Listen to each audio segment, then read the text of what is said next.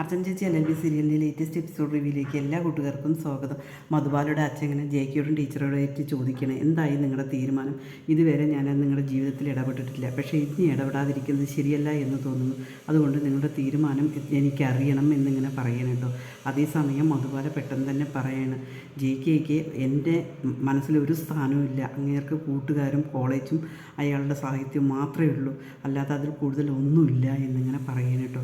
അത് കേൾക്കുമ്പോൾ മധുബാലയുടെ അച്ഛൻ പറയാണ്, എന്തായാലും ശരി, ഒരു തീരുമാനം അറിയണം എന്നിങ്ങനെ പറയണം. പിന്നീട് അർച്ചന ആ ഫോട്ടോ ആയിട്ട് ചന്ദ്രൻ്റെ അടുത്ത് പോവുകയാണ് കേട്ടോ. ഈ ഫോട്ടോ എങ്ങനെ വന്നെന്ന് നിനക്കറിയോ?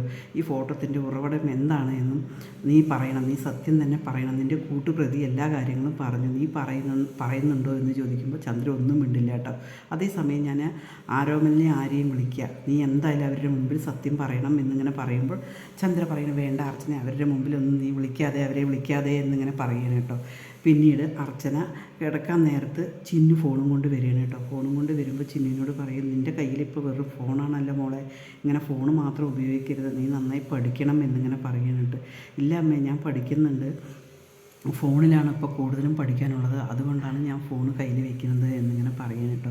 അതേസമയം നീ വീട്ടിലേക്ക് ആരെങ്കിലും വിളിക്കാറുണ്ടോ എന്നിങ്ങനെ ചോദിക്കുമ്പോൾ, ഞാൻ കുഞ്ഞമ്മാവനെ വിളിക്കാറുണ്ട്, പിന്നെ അവരെയൊന്നും വിളിച്ചു കഴിഞ്ഞാൽ അവർക്ക് ഇവിടുത്തെ പ്രശ്നങ്ങളാണ് അറിയേണ്ടത്, അമ്മയും അച്ഛനും തമ്മിൽ മിണ്ടിയോ അതോ ഇവിടെ വഴക്കുണ്ടോ എന്തെങ്കിലുമൊക്കെയാണ് അറിയേണ്ടത്, അത് കാരണം ഞാൻ അവരെയൊന്നും അങ്ങനെ വിളിക്കാറില്ല എന്നിങ്ങനെ പറയുന്നു കേട്ടോ. അതേസമയം അർച്ചന പെട്ടെന്ന് തന്നെ JKയെക്കുറിച്ച് ചോദിക്കാൻ കേട്ടോ. JKയുടെ അഭിപ്രായം എന്താണ് എന്നിങ്ങനെ ചോദിക്കണം. ഞാൻ കുറേ ആയി അങ്ങളെ വിളിച്ചിട്ട് എന്നിങ്ങനെ പറയണം, ഞാനും കുറേ മോളെ വിളിച്ചിട്ട് എന്നിങ്ങനെ പറയണം. അത് നല്ല കാര്യമാണ് എന്നിങ്ങനെ പറയുമ്പോൾ അർച്ചന ചോദിക്കും, എനിക്ക് JKയെ പറ്റിയിട്ട് എന്താ അഭിപ്രായം എന്ന് ചോദിക്കുക. എനിക്കെന്താ അഭിപ്രായം, അങ്ങേര് നല്ലൊരു എഴുത്തുകാരനാണ്, അങ്ങേരുടെ പ്രൊഫഷണലായിട്ട് പോകണം, കൂടുതൽ നമുക്കറിയില്ലല്ലോ അയാളെ പറ്റിയിട്ട് എന്നിങ്ങനെ ചോദിക്കുകയാണ് കേട്ടോ. അതേസമയം തന്നെ അർച്ചന ആ ഫോട്ടോ എടുത്തു കൊണ്ടുവന്നിട്ട് ചിന്നുവിൻ്റെ കയ്യിൽ കൊടുക്കണം കേട്ടോ.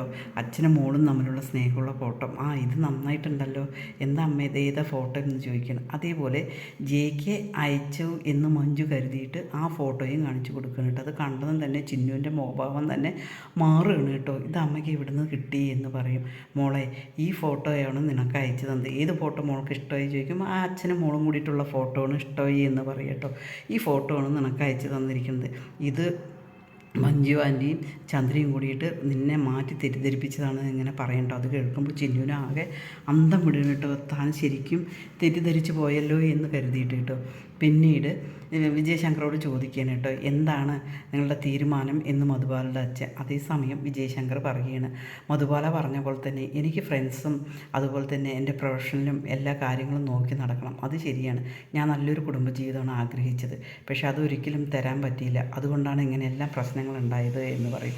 അല്ല അച്ഛാ, അർച്ചനയുടെ കൂടെ താമസിക്കാൻ വേണ്ടിയിട്ടാണ് ഈ കാര്യങ്ങളൊക്കെ ചെയ്യുന്നത്, അല്ലാതെ വേറൊന്നുമല്ല. അവർ പലതരത്തിലും അർച്ചനയോട് നല്ല ബന്ധമുണ്ട്, ഏത് തരത്തിലൊക്കെയാണ് എന്നുള്ളത് പറയാൻ പറ്റില്ല, അത്തരത്തിലുള്ള ബന്ധങ്ങളുണ്ട് എന്ന് പറയുമ്പോൾ മധുബാലയുടെ അച്ഛൻ പറയുന്നു, നിർത്ത്, നീ ഇനി മേലിൽ അങ്ങനെ ഒരു വർത്തമാനം പറയരുത്, ഞാൻ ജയനെക്കുറിച്ചിട്ട് കൂടുതൽ അന്വേഷിച്ചിട്ടാണ് എല്ലാ കാര്യങ്ങളും വന്നിരിക്കുന്നത്, അർച്ചനയും ജയനും തമ്മിൽ നല്ല ബന്ധം മാത്രമേ ഉള്ളൂ, അതെനിക്ക് പൂർണ്ണ മനസ്സുണ്ട് എന്നിങ്ങനെ പറയണം കേട്ടോ.